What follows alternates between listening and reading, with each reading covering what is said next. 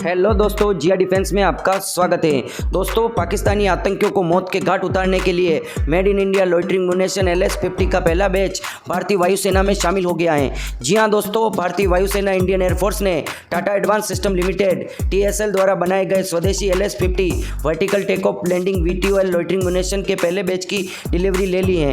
दोस्तों, LS-50 ने पहले पोखरण में परीक्षणों के दौरान लक्ष्यों को भेदने की अपनी क्षमता का सफलतापूर्वक प्रदर्शन किया था। परीक्षण के दौरान प्रणाली निर्धारित जमीनी लक्ष्य को सटीक रूप से हिट करने में सक्षम थी। इसने पिछले साल लद्दाख में परीक्षण के दौरान ऊंचाई वाले क्षेत्रों में संचालित करने की अपनी क्षमता का भी प्रदर्शन किया था। दोस्तों, इन VOTL लॉइटरिंग म्यूनिशन में वर्टिकल टेक ऑफ लैंड करने की क्षमता है। यह उपयोगकर्ता को पूर्वी लद्दाख और अरुणाचल में संकीर्ण घाटियों जैसे सीमित स्थान वाले क्षेत्रों में सिस्टम को संचालित करने की अनुमति देता है। TSL ने कहा, ALS स्वदेशी रूप से विकसित होने के कारण भारतीय इलाकों और मौसम की व्यापक विविधता के अनुकूल है और 50 किलोमीटर से अधिक दूरी तक लक्ष्यों को हिट करने में सक्षम है। टेक ऑफ के बाद सिस्टम फिक्स्ड विंग मोड में बदल जाता है और अपने लक्ष्य के लिए उड़ान भरता है। यह एक ऑटोनोमस लक्ष्यीकरण प्रणाली से लैस है जो इसे अपने पूर्व निर्धारित लक्ष्य की घर की पहचान करने की अनुमति देता है। ऑपरेटर क्षेत्र का रियल टाइम वीडियो प्राप्त कर सकता है। इस प्रकार इसे निगरानी भूमिका के लिए भी उपयुक्त बनाता है। LS-50 की सटीकता 2 मीटर से कम है, जो इसे नरम चमड़ी मतलब सॉफ्ट स्किन वाले लक्ष्यों पर सटीक हमले के लिए उपयुक्त बनाता है। इसमें कई बिल्ट इन फेल सेफ विशेषताएं भी हैं जो यह सुनिश्चित करती हैं कि लॉन्च के बाद सिस्टम को निरस्त किया जाए या पुनः प्राप्त किया जा सकता है और उसी या एक अलग लक्ष्य पर फिर से हमला करने के लिए बनाया जा सकता है। TSL दौड़ता है। दोस्तों, LS-50 VTOL लॉइटरिंग म्यूनिशन के अलावा भारतीय सेना ने हाल ही में सोलर इंडस्ट्रीज नागपुर को उनके नागास्त्र 1 लॉइटरिंग म्यूनिशन के लिए एक अनुबंध दिया है। सोलर इंडस्ट्रीज नागपुर ने इजराइल और पोलैंड के प्रतियोगियों को पछाड़ते हुए अनुबंध जीता था। नागास्त्र फर्स्ट अपने पूर्व खंडित उच्च विस्फोटक वारहेड का उपयोग करके विभिन्न सॉफ्ट स्किन वाले लक्ष्यों पर सटीक हमले करने में सक्षम है। युद्ध सामग्री में निगरानी के लिए दिन और रात का कैमरा भी लगा हुआ है। दोस्तों, इसमें पहले भारतीय सेना स्वार्म ड्रोन को शामिल करने वाले दुनिया की पहली प्रमुख सेनाओं में से एक बन गई है। इन स्वार्म ड्रोन को बेंगलुरु स्थित स्टार्टअप न्यू स्पेस रिसर्च द्वारा सेना को दिया गया था, जिनमें एरो इंडिया 2023 के दौरान फरवरी में ड्रोन वितरित किए गए थे। दोस्तों, इन लॉइटरिंग म्यूनिशन और स्वार्म ड्रोन को शामिल करने के साथ भारत की एक रक्षा क्षमताओं को बढ़ाने की दिशा में महत्वपूर्ण कदम उठा रहा है। दोस्तों, ऐसी उन्नत तकनीक की तैनाती के साथ भारत सैन्य शक्ति के मामले में तेजी से चीन को पीछे छोड़ रहा है। इन स्वदेशी प्रणालियों का सफल विकास और तैनाती रक्षा निर्माण के क्षेत्र में भारतीय निजी क्षेत्र की बढ़ती ताकत का प्रमाण है। जी हां दोस्तों, भारत की प्राइवेट कंपनियों ने अपना लोहा मनवाया है। पहले भारतीय वायुसेना को स्वार्म ड्रोन का बैच सौंप चुकी है और अब दोस्तों लॉइटरिंग म्यूनिशन का पहला बैच भी भारतीय वायुसेना को सौंप दिया गया है।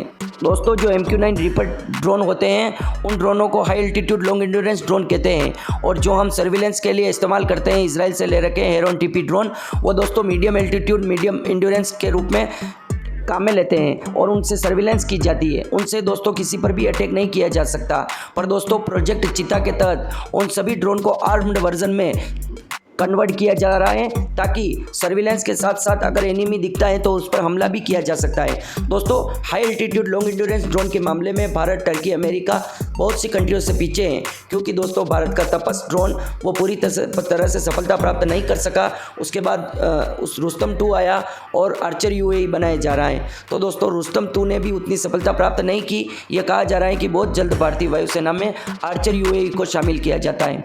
दोस्तों, ड्रोन 3 प्रकार से उड़ सकते हैं। एक तो दोस्तों वर्टिकल टेक ऑफ और लैंडिंग कर सकते हैं। एक दोस्तों उनको रनवे पर दौड़ाकर उड़ाया जा सकता है। एक दोस्तों उनको जो एयरक्राफ्ट कैरियर पर एयरक्राफ्ट उड़ते हैं केटोबार से, उस तरह से दोस्तों ड्रोन को उड़ाया जा सकता है।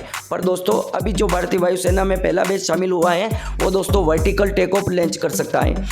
वर्टिकल टेक ऑफ और लॉन्च से क्या फ़ायदा है दोस्तों? इस प्रकार के ड्रोन को बड़े रनवे की आवश्यकता नहीं होती है और दोस्तों उनको ज़्यादा सामान नहीं घेरना पड़ता है। बस ड्रोन को निकालो और वो वर्टिकल तरीके से उड़ जाएगा सीधे सीधे। दोस्तों, आप सोच रहे होंगे तो ये दुनिया में इस प्रकार के ड्रोन क्यों नहीं बना देते वर्टिकल और टेक ऑफ लैंडिंग वाले। दोस्तों, ये टेक्नोलॉजी आसान नहीं है, क्योंकि जो वर्टिकल टेक ऑफ लैंडिंग करता है ड्रोन वो पूरा पेलोड नहीं ले जा सकता है।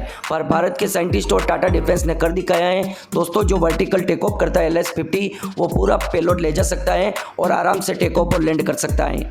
बाकी मिसाइल, रॉकेट और बाकी हथियारों की तुलना में ये ड्रोन बहुत सस्ते होते हैं और दोस्तों स्वार्म ड्रोन का बैच शामिल किया गया था भारतीय वायुसेना में। स्वार्म ड्रोन होते हैं 10, 50, 100 या 1000 की संख्या में इकट्ठे आते हैं, वो झुंड में आते हैं, इसलिए उनको स्वार्म ड्रोन कहते हैं। और दोस्तों एनिमी पर ऐसे टूट पड़ते हैं कि एनिमी को पता ही नहीं चलता कि कहाँ से हमला हो रहा है। इसलिए दोस्तों रशिया यूक्रेन का युद्ध हो या आर्मेनिया अजरबैजान का युद्ध हो, उसमें सुसाइड ड्रोन का तो उपयोग किया गया है, पर अभी तक स्वार्म ड्रोन का उपयोग नहीं किया गया है। दोस्तों स्वार्म ड्रोन का उपयोग भारत करेगा पाकिस्तान के खिलाफ। अगर बहुत सारे आतंकी भारत को दिख जाते हैं तो एक ही बार में सभी आतंकियों को खत्म किया जा सकता है। दोस्तों रशिया युद्ध यूक्रेन से हार रहा था, पर जैसे ही उसने ईरान से कामिकाजे ड्रोन लिए और उसके बाद हमला करना स्टार्ट हुआ तो यूक्रेन की हालत ख़राब कर दी थी दोस्तों इन कामिकाजे ड्रोन ने। तो आप देख सकते हैं कि जो ड्रोन भारतीय वायुसेना में शामिल किए जा रहे हैं, जैसे कोई दोस्तों कश्मीर की घाटी में आतंकवादी हैं या कोई नक्सली है, हम उसके पास नहीं जा सकते। तो दोस्तों अगर वो झुंड बैठा हुआ है तो हम ड्रोन को उड़ा के उनके पास ले जाएंगे और सही मौका आने पर अटैक कर देंगे। वो ड्रोन के साथ साथ दोस्तों उन आतंकवादियों को भी उड़ा देगा। तो दोस्तों भारत की इसी बढ़ती ताकत पर आपकी क्या राय है, कमेंट बॉक्स में जरूर लिखें। जय हिंद लिखकर हमारा मनोबल बढ़ाएं। जय हिंद दोस्तों।